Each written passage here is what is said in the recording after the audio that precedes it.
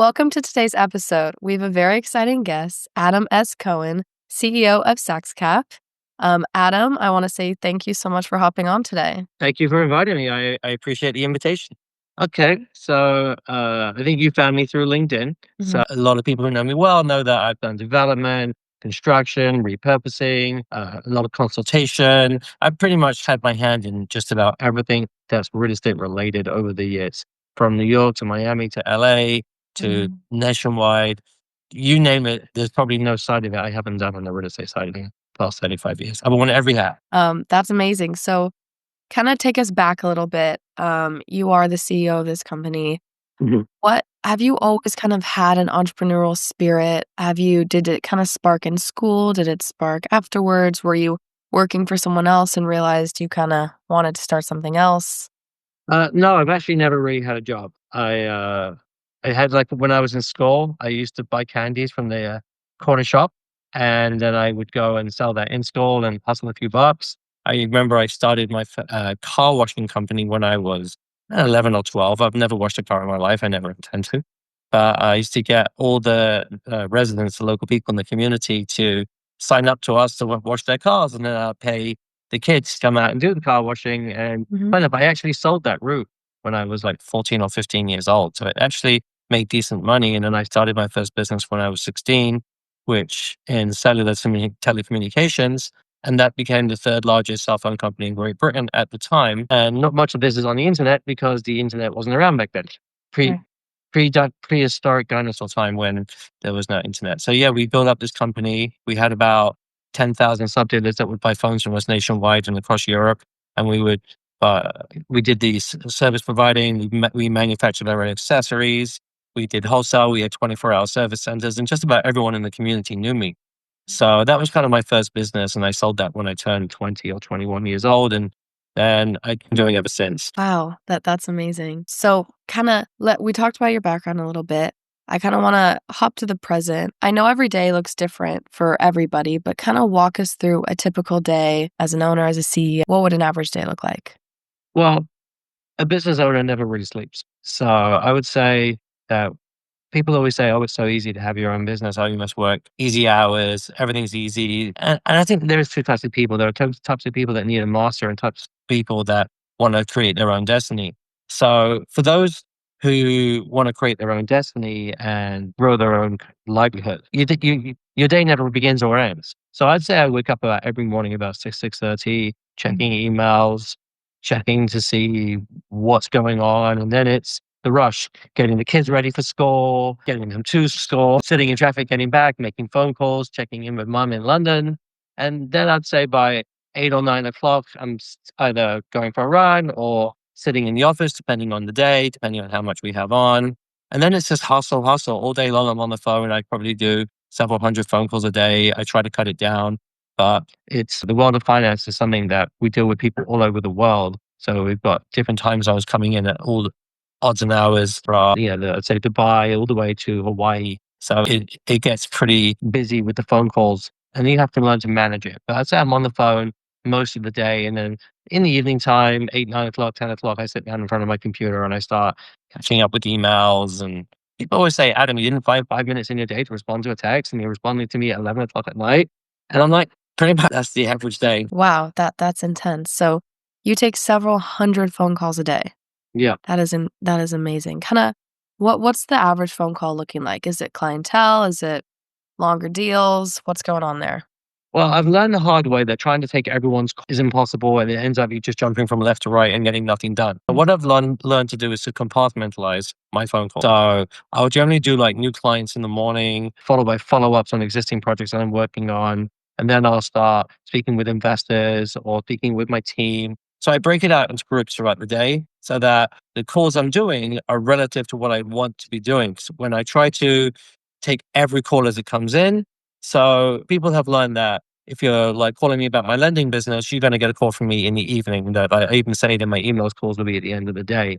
If you're talking about anything to do with a project that we're directly involved in, you'll get calls from me between 6 and 9, and I call somebody at 1 o'clock in the morning. So, and they're like, it's late, and I'm like, still early in the straight. So it's you definitely have to measure. So I'd say the calls vary, and I have like 2 hour windows that I try to box everything in so that I kind of That way I stay on top of things, I stay focused, and I stay organized. Mhm. Definitely trying to take every single like client, investors, new deals, existing deals, referring brokers, trying to juggle those all into every call because they obviously come in like nonstop. That makes it very, very difficult, very challenging. So I've definitely learned to be a not to try to please everyone and say, sorry, I will speak to you in this window of time. And I will call you. Like if you're calling me, don't be offended when you get my voicemail. I will call you when it's convenient for me, and that way I stay focused on what I'm doing. I've learned it's really important to create lists, and I have a list for I have several companies and I have multiple projects for every company. And I will religiously go through my list in my order, my way. And if you try to deviate it, you'll get a message. I'll talk to you later or tomorrow, because trying to just jump around left and right nonstop, you just end up doing nothing and wasting your time. So you definitely have to organize your time efficiently so that you get the maximum out of your day. If you're going to be on the phone nonstop, if you're going to be, moving and shaking, Mm. you definitely need to be organized. Yeah, 100%. And that's what it takes to run a business, right? Exactly. Yeah. All right, Adam. So, kind of jumping to current states and challenges, what is especially working well for your company at the moment? And kind of what's some challenges that have been arising? Okay, well, I have multiple different companies that different sides of real estate. So over the past 10 years, I've kind of done everything under one brand, but now I've separated them. I would say the lending side of the business that we have, I think rising interest rates have definitely made it challenging to make many transactions pencil out. We've seen, for example, obviously interest rates being much higher, that new loans are not reaching the values that a lot of borrowers need, especially when they borrowed money at 80% leverage at 3 to 4% rate. And now the banks are saying to them 8, 9, 10% rates and only 60% leverage because the numbers don't work.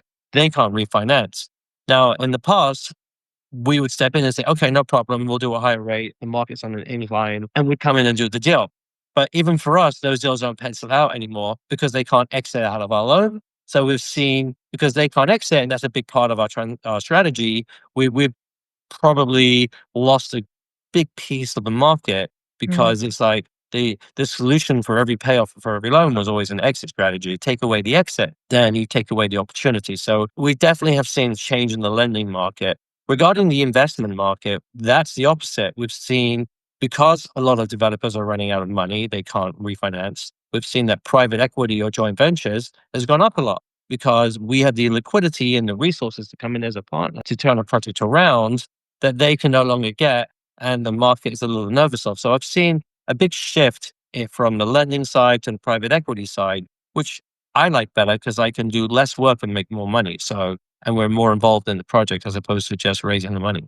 So that's kind of like a different strategy, and I definitely like it better. Yeah, kind of piggybacking off of that, where do you see your company in maybe 6 to 12 months? Do you guys have any long-term goals, any projects coming up that you haven't mentioned yet? So you haven't been reading my press releases, have you? I would have prepared you for that question in advance. So, like for example, my main company that everyone knows me for, Saxon Spencer Capital. This is my main lending company, and I love that company Mm. for many reasons. I built it from scratch. I kind of reinvented the mold. I did things that people said couldn't be done. I've done transactions that no one else could do. But I've definitely seen that we've been turning away more business simply because of the market. And I see not, I would never shut any company down if it's making money, and it obviously still makes money. But I definitely see being more picky over the transactions moving forward. I see that where we used to kind of say, hey, let's look at everything. Now I really look at specific types of transactions that really kind of fit our bucket or a property I'd like to own. On the other hand, we're launching SaxCap. It's a new fund. It will, within 6 to 12 months, be an SEC listed company on the NASDAQ as a registered fund, like based in the Grand Cayman. And I see that within, say, not say 6 to 12 months, but say within 2 to 3 years, being a potentially $1 billion company with the way that we're doing new construction projects, helping developers out of difficult situations and turning them around and repurposing interesting projects and bringing new money to the table. I see that that's really where we're putting a lot of our attention and our efforts. And I really see that taking off with enormous targets. So Mhm. that's kind of where I see. So I really see like one slowing down and the other one really kind of escalating. Yeah. Okay. So talking about goals here, I always love asking everyone this, but if you had a magic wand, a genie, anything, can wave it, you get one wish that can just make your goals come true. It can stop anything that's holding your company back from reaching your goals in the next 2 to 3 years, like you said, what would that one thing be? Good question. I would say my biggest goal is getting my SaaS cap, like I said, to be a NASDAQ listed company. Yeah. And we're also trying to mint our own coin in association with that. So those are goals that I actually intend to make happen over the next, say, 6 to 24 months. But those are my two biggest goals right now. Yeah. Okay, great. And also pivoting kind of towards more technology, AI conversation. This is a big thing at the moment. The past 2 years, AI has been taking off, OpenAI, ChatGPT, all that great stuff. Businesses are implementing it. Kind of what is your take on it? How do you think it's going to affect your industry or maybe even industries around I think AI is going to have an enormous and negative impact on the human race as a whole. They say estimate somewhere between 70 to 80% of all job types will be lost to AI rather in the next 10 years. And it may be less than that. So I think a lot of people in my industry are already using AI, but for the older generation, my generation, I don't really like it. you? My wife uses ChatGPT to ask me questions. I'm so old fashioned typing into Google and whatnot. So I think that AI is going to have an impact on everything. How is it going to impact my industry? I'm not really sure, to be honest. Maybe underwriting deals will be more AI generated. But as of right now, if we look at using AI to kind of evaluate a project, it does a decent job. It's not terrible, but it's not perfect either. It's not there yet.